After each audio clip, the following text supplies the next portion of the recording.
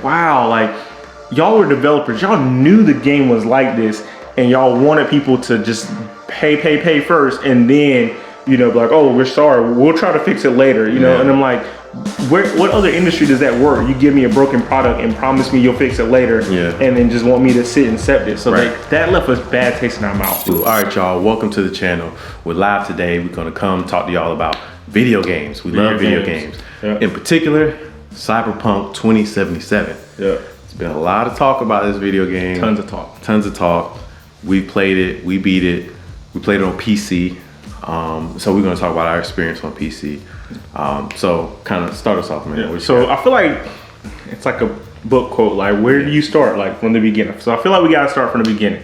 The game got shown at I want to say E3 in 2012 or premiered in 2012, and for the past 6-7 years it had all the hype, right? Just rising hype, like, oh, everybody was like, and part of that hype was because they made one of the most critically acclaimed, you know, action RPGs in The Witcher. Like, everybody loves The Witcher. It started off a little rough, but I think they smoothed it out. They had some dope DLC, and everyone loves The Witcher, right? Years later, they were still making millions, right?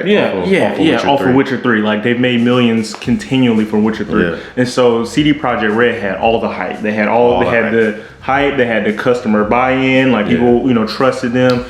They had a dope source material, and like the whole time you was just like, oh, I can't wait to open up Cyberpunk 2077 because I know I'm gonna love it. They're gonna make some dope side missions. It's gonna be polished. It's just gonna be a great delivery experience, right?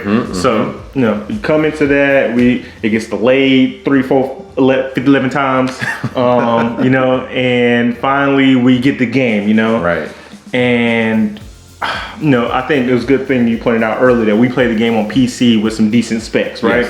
We were fortunate enough to have a nice, well-built PCs, and that'd be our first experience. And even then, though, we ran into some things that we're going to talk about that, you know, jarred our experience a little bit. But you know, let's start from the good. You know, so Q, tell me one thing you enjoyed about Cyberpunk 2077. Most of Cyberpunk 2077's story was more or less enjoyable.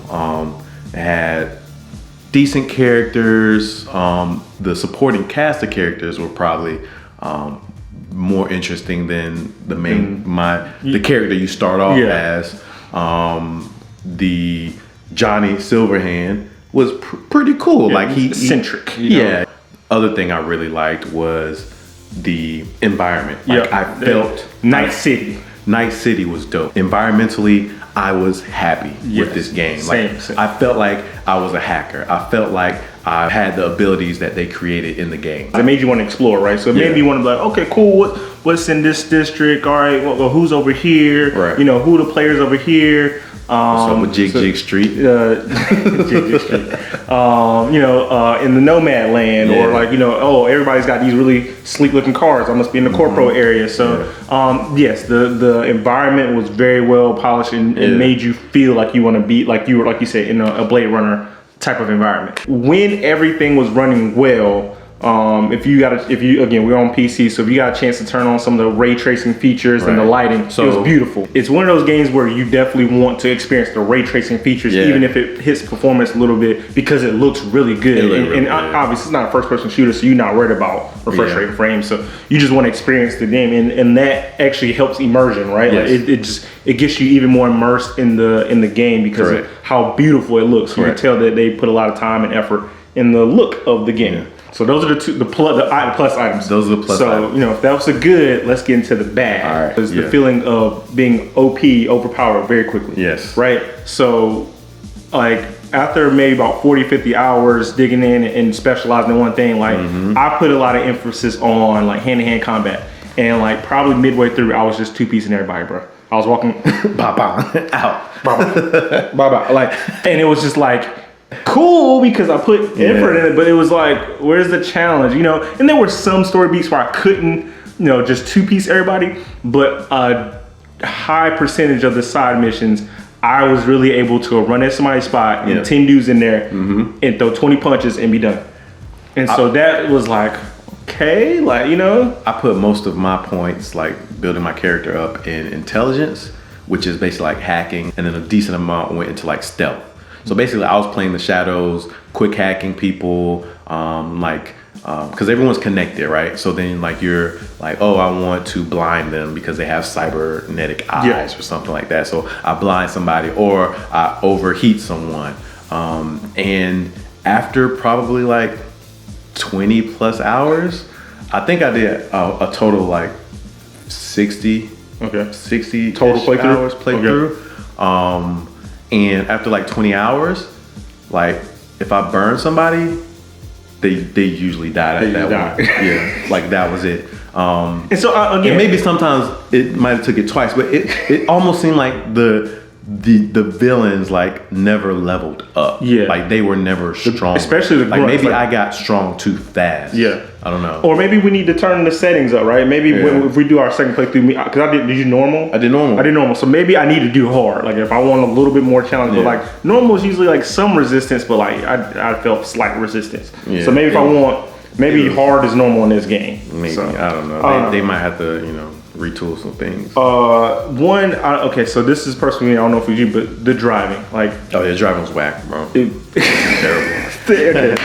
It was trash. Last thing another one we talked about was feeling like our choices really matter, right? So you said you played stealth, and you played stealthy all the way through the game, and you don't know if making choices where you played stealth or maybe not kill people was plus or not, So I kept asking throughout the whole game. I was like, I'm trying to play stealth. I'm trying to be non-lethal in the game because when I go back and play it again, I want to be like the bad guy. I just want to terrorize everything.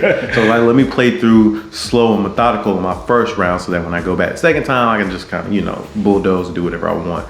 So I did stealth and I did non-lethal, like taking people down, and there was no payoff for playing that way. And then there was one mission towards the end where one character's like, oh good, you didn't kill these people, and it's like, okay. And then they tell you, oh, go in there and don't kill this group of folks, and so I don't. So then the entire game I could have been killing people and just not had killed during that, and my playthrough would have been stealth. Exactly. So it's kind of like, well, what's the point of playing that way all through? Yeah. And I'm sure like in-game choices like killing or not kill makes sense, but like you said, I played hand to hand and I was just terrorizing people, and there were some side missions like, oh, please do this quietly, and I'm like, okay, no, I'm not. I'm like, I'm going there, I'm gonna be loud. And so the fixers would call me and they're like, oh, you should have been quiet, I'm gonna dock some of your pay. I'm like, okay, so is the impact I just got paid a few less Eddie's money, or does it something happen in the story? I didn't feel like it was an impact for not playing. Granted, our stories turned out to be like, our endings were totally different. Separate. Yes. I don't know if we will title this video "The Good, Bad, and Ugly," but we're gonna go good, bad, and let's get to some ugly. Some ugly. The bugs. The bugs. The bugs were ugly. Again, I know we live in this era where you can put something out and you can patch it later, and you can patch it later, But these are like, to me, I had some, again, I was fortunate to play on a very well system, and I had some not game breaking bugs, but immersion breaking bugs, like where characters were dying or going through emotional things, and pop up will pop on the screen and wouldn't go away, or somebody was floating in their chair and just doing weird things. And I'm like, what? Like, this dude's trying to tell me the meaning of life over here, and you over here, jigging and like the NPC is broken. Like, how am I supposed to take what this guy saying is? The way CD Projekt Red hid things left a sour taste in our mouth. Like, it pretty much felt like they were like hiding the fact that it's not gonna run. It's not gonna run on PlayStation and Xbox, like base Xbox, like the Series X and the PS5, like it ran straight, but like the fact that we saw that they were hiding, they were telling reviewers you can only use PC footage, and then not letting people show new things until like the day before, and then you see PS4 and Xbox, all the memes come out, and they're just like, oh, sorry, PlayStation takes it off the PlayStation Store, you get all these refunds. It was just like, wow, like, y'all were developers, y'all knew the game was like this, and y'all wanted people to just pay first, and then be like, oh, we're sorry, we'll try to fix it later, and I'm like, what other industry does that work? You give me a broken product and promise me you'll fix it later, and then just want me to sit and accept it. So that left us bad taste in our mouth. To the point where I probably, like, even though I love The Witcher, and I'm pretty sure The Witcher is their next game that's coming out. Yeah. I probably won't pre-order it. I probably won't pre-order either. You're right. And so that hurts them. Like, you know, you got people who, we love The Witcher. In the whole world, you know, of it. And pre this, if they would have said, oh, Witcher 5 coming out 2022, they could have had my money now, just sitting and taking it. But now I'm like, let me see what y'all put out first. You know, let me see like the execution y'all put out, because I don't want to pay $60 and then get a broken game and then 6 months later it runs well. Right. Like I could just wait 6 months. But I like what you said. So there is hope, and we are hopeful and are confident that in a year, 6 months, a year from now, the game will be. Yeah, we're not writing the game off. No, not at all. We know for a fact that there's gonna be some DLC, some updates, and this game's gonna be what they intended. Yeah. Just not right now. Yeah.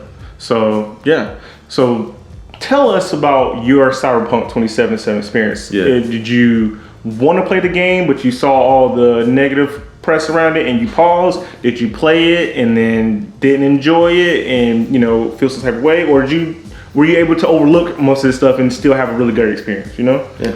We're curious. We'll come back to this though. You know, in 6 months, we'll pop back Cyberpunk 2021 update. We love it now, or something like that. Yeah. Hopefully that's the hope, you know? So. True. Well, hey, thank you for stopping by the channel. If you made it all the way here, drop a... Is there a computer emoji? Is there? Yeah. Put a computer emoji if you made it in this video. If there's not a computer emoji for whatever reason, type the word computer. Just type the word. It's all right. All right. Cool. Hey, y'all. Thanks for stopping by. Bro, I'm sure it says computer emoji. You don't think there's no computer emoji?